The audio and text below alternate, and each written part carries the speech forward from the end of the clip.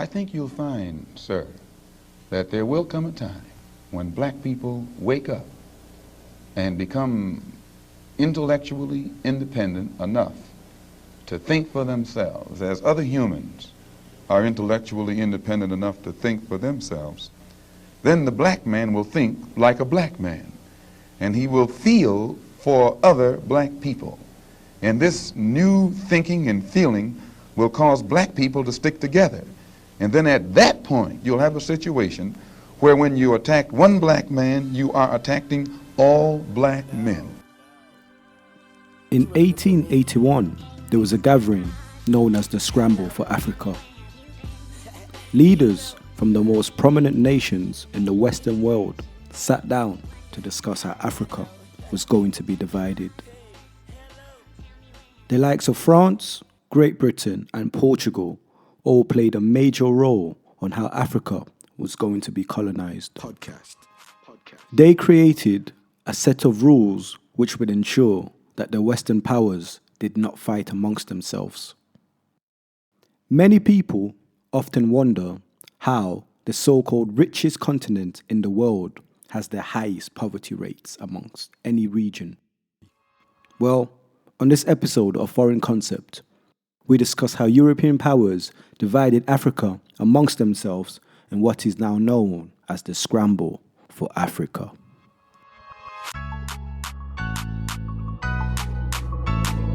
Foreign Concept, the unapologetically black podcast. Back in the days, power was measured by the amount of land a country had. So the more land you owned, the more feared and powerful you were considered to be. If you look at Great Britain, for example, it is a small island located in the northwest region of Europe. However, because they were able to colonize the likes of India, they gained the appetite to expand on a global scale. Competition for land became fierce, especially in Europe. Most European countries had discovered gunpowder from China. Therefore, trying to invade their land would be more costly in terms of manpower and the resources needed to win and keep the land. As a result, the Western superpowers turned their eyes to Africa once again. While exploring the land, colonists discover the continent is rich in resources, stirring the appetite of European powers in the midst of industrial development. The situation was a lot different in Africa, where the Atlantic slave trade was already prominent. With the help of explorers such as Henry Morton Stanley, the colonial powers decided to venture towards the center of Africa, hoping to discover new richness. The likes of Portugal, Britain, and Spain already established various strongholds. This made it a lot easier for them to usurp the power from the local chieftains and then rule the surrounding area with complete autonomy.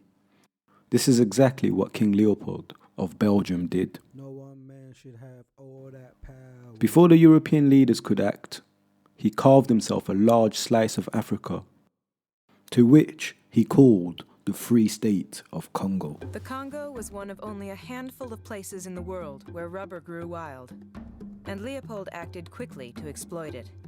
He formed the Force Publique, an army of Belgians and Africans, and got them to force Congolese natives into rubber harvesting. It was dangerous work and required scaling the tops of trees where the valuable vines hung. Leopold's rush to corner the world's rubber market led to a whole new form of slavery in the Congo, and a reign of terror so brutal it would become the worst genocide in African history.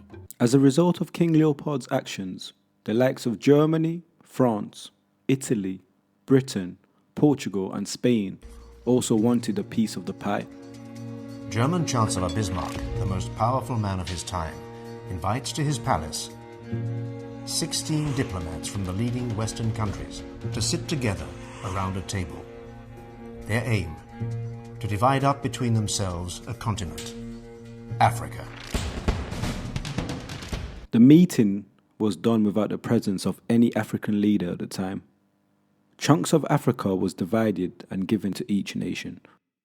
Borders were created to separate each colony from the other.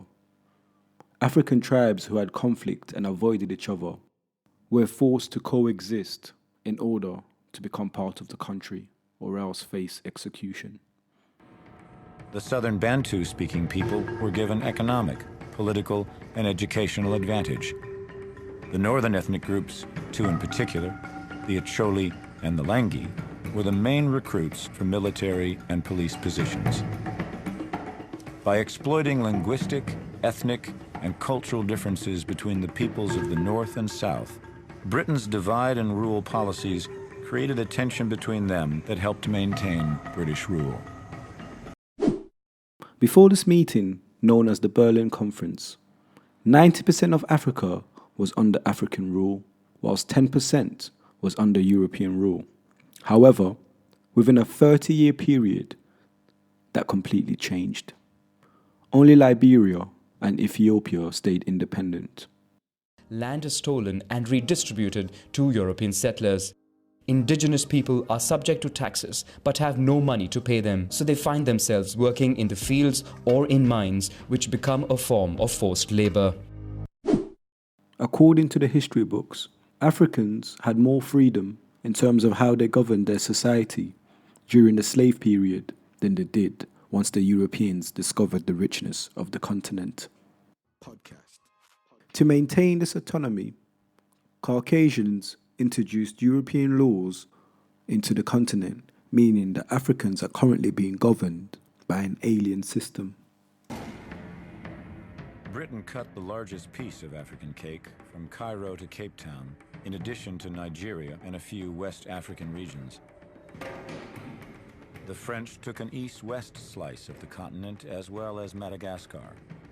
The Belgians took Rwanda, Burundi, and the Congo in what Joseph Conrad called the vilest scramble for loot that ever disfigured the history of human conscience. The natural resources found in each of these respective colonies, such as coltan, diamond, gold, became the property of the colonizers. As the years went by, some of these colonies became independent to an extent. However, they're still being governed by European laws. And some even rely on the colonizer for help, when in reality, the help they're offering is a smokescreen for what is happening behind closed doors. The colonies that rebelled against European laws ended up with a hefty fine to which they're still paying today. These countries are forced into a colonial tax, a tax that is based on the idea that these countries, despite having independence, owe France for the benefits of France's previous colonial rule. France also has first say over any new natural resources uncovered. The French government collects from its former colonies each year €440 billion of taxes. Absolutely ridiculous.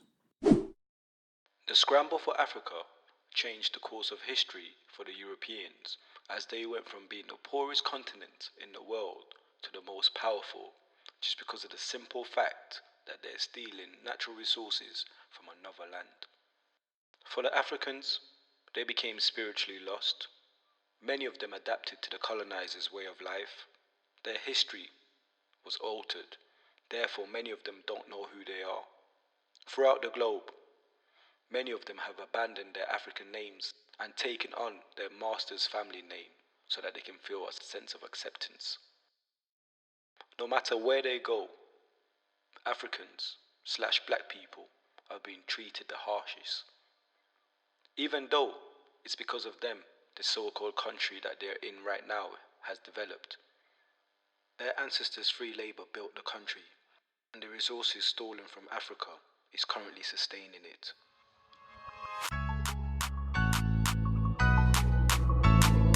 Foreign Concept, the unapologetically black podcast. This country belongs to Africans in the same way Nigeria belongs to South Africans. Nigeria is South Africa, South Africa is Nigeria. We are Zimbabweans.